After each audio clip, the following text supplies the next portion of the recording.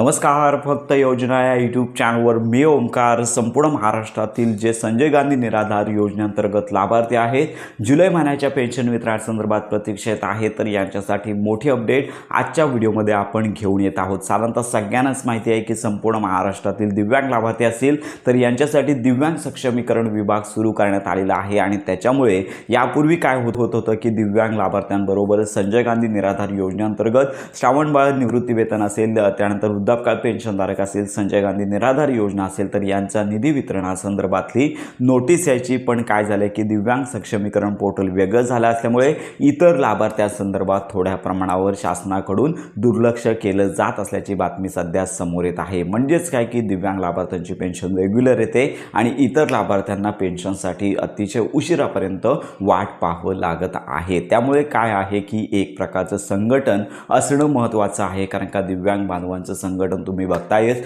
तर इतर प्रकारचे जे बांधव आहेत म्हणजे संजय गांधी निराधार योजनेअंतर्गत जे बांधव आहेत तर यांचं देखील संघटन अतिशय महत्त्वाचं आहे, कारण का संघटनाशिवाय कुठल्याही प्रकारची गोष्ट साध्य होत नाही आहेत. आणि राहिला प्रश्न जुलै महिन्याच्या पेन्शन वितरणाचा, ऑलमोस्ट लक्षात घ्या की महाराष्ट्र शासनातर्फे DBTद्वारे जो निधी वितरित करावा लागतो तर हा वितरण आहे ते DBTद्वारे करण्यात आलेला आहे. कुठल्याही क्षणी संपूर्ण महाराष्ट्रातील संजय गांधी निराधार योजनेअंतर्गत जे लाभार्थी आहेत तर यांना जुलै महिन्याची 1500 रुपयांची पेन्शन वितरित होणार आहे. तर ही अपडेट आहे, कारण का पहिल्या ज्यावेळी पेन्शन वितरित व्हायची त्यावेळी पोर्टलवरती नोटीस यायची, परंतु आपण संबंधित विभागामार्फत तशी माहिती घेतली आहे. पोर्टलवरती सध्या कुठल्याही प्रकारची पेन्शन वितरणाची नोटीस येत नाही आहे. त्यामुळे साधारणतः संपूर्ण महाराष्ट्रातील संजय गांधी निराधार योजनेअंतर्गत जे लाभार्थी आहेत यांची प्रतीक्षा लवकरच संपणार आहे. संपूर्ण महाराष्ट्रातील संजय गांधी निराधार योजनेअंतर्गत जे लाभार्थी आहेत तर DBT2मध्ये पेन्शन वितरणाचा निधी वितरित झालेला आहे. कुठल्याही वेळी DBT ॲक्टिव्ह होईल आणि संपूर्ण महाराष्ट्रातील पात्र लाभार्थ्यांना त्यांच्या आधार संलग्न बँक खात्यामध्ये